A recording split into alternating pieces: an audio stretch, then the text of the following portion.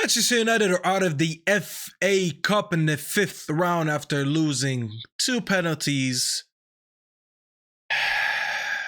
to Fulham. After drawing 1-1 during the game, we witnessed 120 minutes of football that wasn't really the best football, I'll be honest with you, and just got knocked out on penalties, and the season just goes from bad to worse. Lots to talk about. As I said, 120 minutes of football, a few positives, a lot of negatives, a defeat, another tournament basically we're knocked out of, a lot of negativity surrounding the club right now. Amorim it's just, if it was bad for Amorim, it just got worse for him. Hit the like on the video, subscribe, and let's just get to it. Let's break this down this game into 2 sections. The first 90 minutes obviously ended in a 1-1 draw. The game proceeded on to extra time, where we'll talk about a little bit more in depth, where no one scored, and obviously the penalties that United lost on 4-3 to Fulham. Let's talk about the 90 minutes. I felt like it was one of the most, it was one of the least games in terms of quality. I struggled to see quality between the two teams. Fulham managed to do very well in terms of keeping the ball at times. They had a lot more possession than United. United did have more chances during the game. They had more shots on target. They had more shots in general. I felt like there was the bigger moments that fell to United versus Fulham, who, as I said, had more of the ball but didn't really do much with it. The beginning of the game, listen, United go down 1-0 right before halftime. Well, it's silly, just silly. I feel like I say this every week. Silly defending. It's always comes down to individual mistakes, in my opinion, when it comes to goals conceded. Just poor set piece defending, I'll be honest. You know, a cross from Pereira, headed in by Callum Robinson, and the ball bounces into the box, finds its way to Bassi, who's being poorly marked by Mazraoui, and makes it 1-0. And the first half ends like that. And it was extremely frustrating to see the way the game was, because I felt like there was a couple chances where United could have probably scored first. Fulham got a very good ball in the first 15 minutes squared to him by Eriksson, who just failed to put it on target. Then there was a couple shots outside the box that I feel like Leno got worked by the players, but he made some decent saves. Nothing in a way where I'm like, United definitely were robbed. They deserve to be ahead. No, I felt like it was disappointing to go 1-0 down, but neither side really did so much where I'm like, yeah, it's a bit unjust. And exactly in the second half, I felt like justice happened by this game being 1-1, because I said both teams were equally as poor as I believe in the 90 minutes. Bruno scored in the 71st minute, and I want to talk about some players in isolation.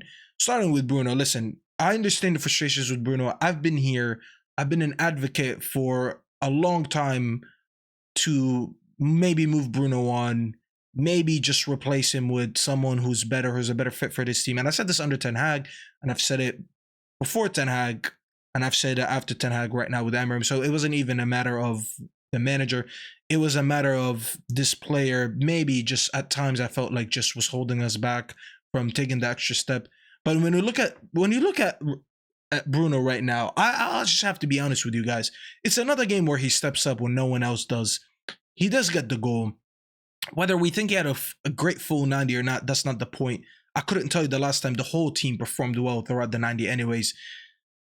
I just felt like Bruno today kind of put that Ian Wright, Roy Keane debate to bed for now, because that's 4 games in a row where he's directly getting us GA, that is bailing us out in games. Well, it didn't bail us out today because eventually he lost, but at the moment he was bailing us out with more GA. And I mean, it was a difficult goal to score as well. So it was on the technical level, it was a very good goal to score. I just felt like looking at Bruno right now, I'm not gonna lie, he's my last of my problems right now. And it's crazy coming from me, because as you guys know, I've wanted Bruno out for a while. I just don't think anyone can watch United basically these last 4 games and think that Bruno's our biggest issues. But let's talk about another positive that a lot of people will like. Let's talk about Chido Obi. Chido Obi had a cameo in the second half that obviously lasted all the way into extra time. And I'm not gonna lie, he's probably the only positive that I could take out of today, and most of us could take out of today, because at moments in the beginning, I felt like he was a little bit nervous, rightfully so. He's a 17-year-old making another appearance. What? That's 3 appearances now in the last 3 games. His minutes seems to increase a little bit. A couple passes were a little bit off. A couple runs looked a little bit off, but eventually start getting involved in the game. He was winning the second ball a lot. There's a stat that came out that he created 3 big chances, and I think it's including big chances for himself. So not just himself playing his teammates. And that is equivalent to the same that Rasmus Højlund made over the last 22 games. And what that tells us, it tells us one thing. This whole myth that Manchester United just don't create chances for their attackers. Yes, we don't create a lot of chances, but it just shows you that a 17-year-old like him can come on and make something out of nothing. There is no excuse to Rasmus Højlund to why he just goes every game into 90s just doing absolutely nothing other than cardio. He doesn't get involved as much. He doesn't do anything tangible to this team. And we see Cheeto. Listen, I felt like I saw a bit of chemistry between Cheeto and Xerxes, who I think Xerxes had a decent game as well, even though he missed the penalty, and that's unfortunate for him.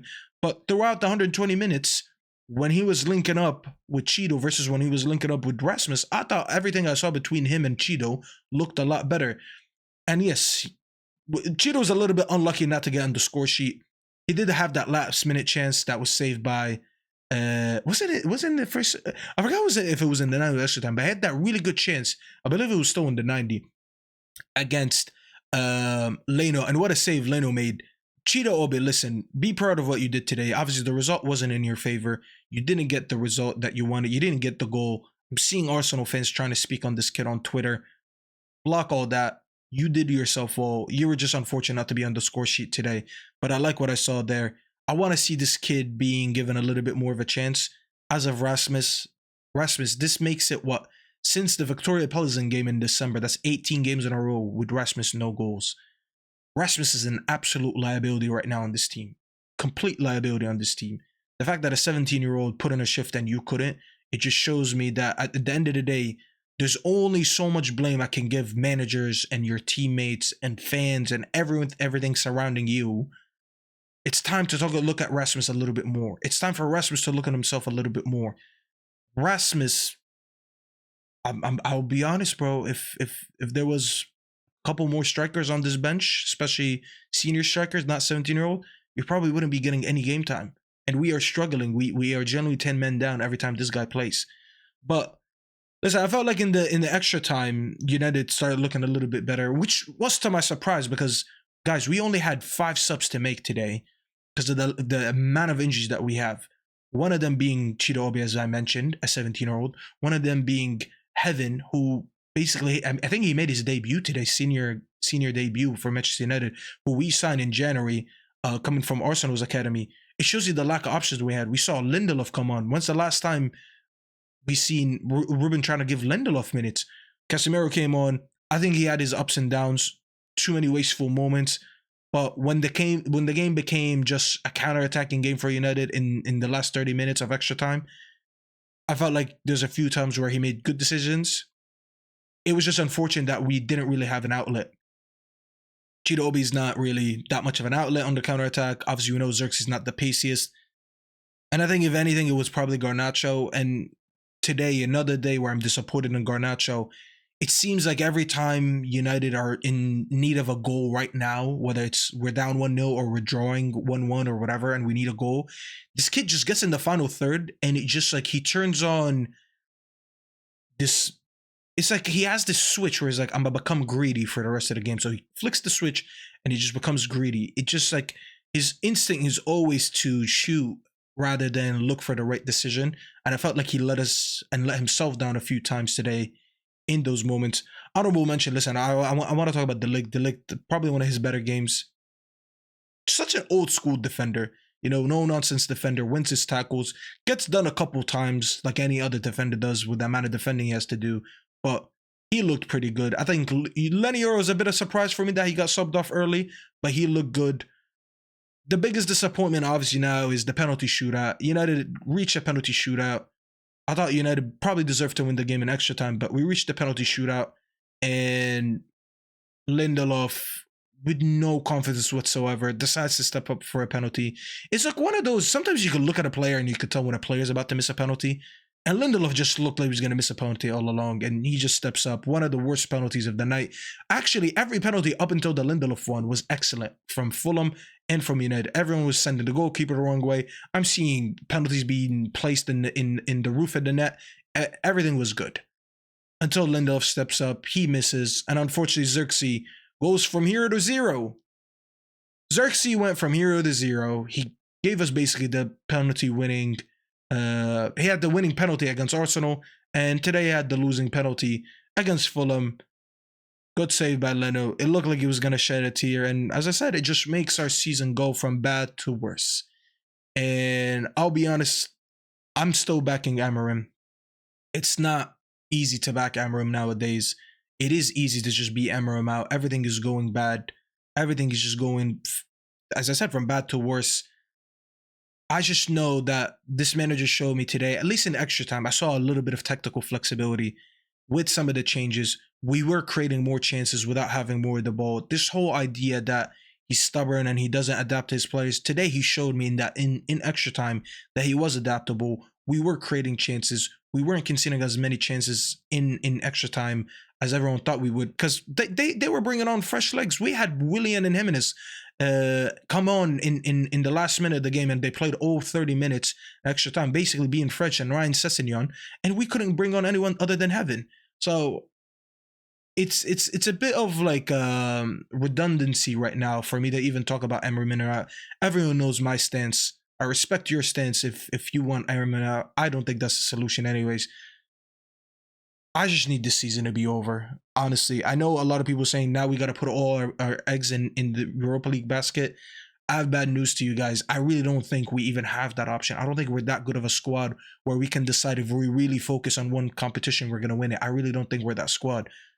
But we do have to play the Europa League on Thursday. And I'll be really honest, as much as I back Amorim, you really do need to get a result this week, because if we potentially, you don't get knocked out on Thursday, but if the result is bad enough where it's potentially you're getting knocked out of 2 cups in 1 week, it just looks a lot worse, and it's going to be very hard to survive the season like this. But listen, let me know your thoughts on the game. Make sure you leave a like on the video. Make sure you guys subscribe, and I'll see you guys on the next one.